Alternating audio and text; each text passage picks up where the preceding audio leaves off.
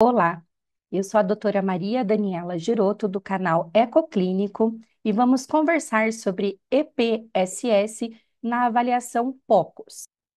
Nesta aula, vamos conversar sobre a definição de EPSS, sobre como ele nos auxilia na avaliação POCUS cardíaca, como que nós realizamos esta medida, como interpretamos, como é possível calcular a fração de ejeção do ventrículo esquerdo a partir desta medida e quais são as principais limitações para o uso dela. Então, o que é o EPSS? É a medida entre o ponto E da válvula mitral e a parede septal. Então, entre o ponto E e a parede septal. É esta distância. E o EPSS, ele nos auxilia na avaliação POCUS cardíaco, porque ele é uma medida de fácil realização e ele nos possibilita um cálculo de fração de ejeção do ventrículo esquerdo. Como que nós realizamos esta medida? Nós vamos utilizar o transdutor setorial posicionado na janela ecocardiográfica paraesternal longitudinal. Vamos relembrar esta janela. Então, nós vamos colocar o transdutor entre o terceiro e o quarto espaço intercostal na linha paraesternal esquerda, com o índex olhando para o ombro direito do paciente. Depois de posicionar na janela paraesternal longitudinal, nós vamos alinhar o cursor sobre a cúspide anterior da válvula mitral no seu bordo mais distal. Em seguida, acionaremos o modo M.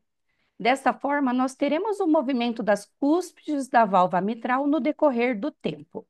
Teremos esta curva, onde a letra D é o ponto de abertura da válvula mitral.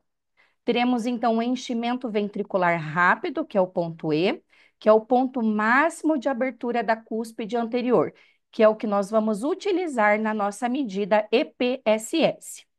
Depois nós temos a letra F, que é o final do período de diástase, a letra A contração atrial, e por fim, a letra C, que é o fechamento da válvula mitral. Nós vamos então medir a distância entre o ponto E e a parede septal. Como que nós interpretamos essa medida? Ela é considerada normal quando dá entre 4 e 7 milímetros. Acima de 8 milímetros, sugere disfunção ventricular esquerda.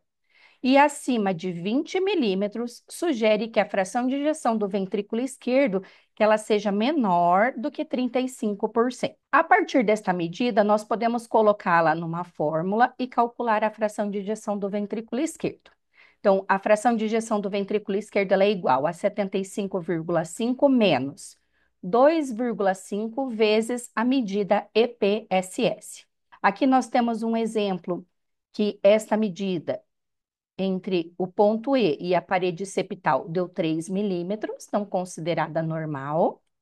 E neste exemplo, nós temos uma medida de 14 milímetros, considerada anormal. Então, por fim, nós temos que tomar bastante atenção nas alterações que podem aumentar ou diminuir a medida EPSS, mas sem ter correlação com a fração de ejeção do ventrículo esquerdo.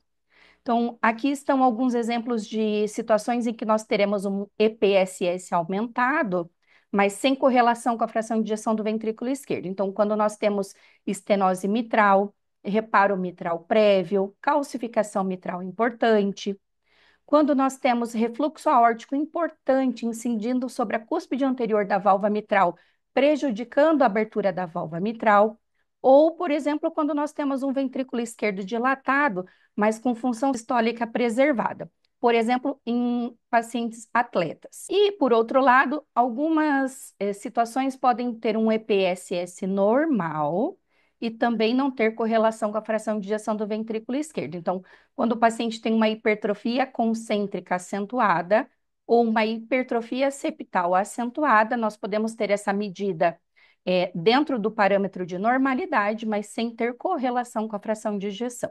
E, por fim, nós devemos lembrar que os pacientes com fibrilação atrial, nós precisamos fazer uma média de 10 batimentos, então a distância de 10 EPSS. Se você ainda não segue o nosso canal, clica para seguir, dê um like na nossa aula e acione o sininho para receber as notificações que nós disponibilizamos aulas semanalmente no nosso canal. Obrigada!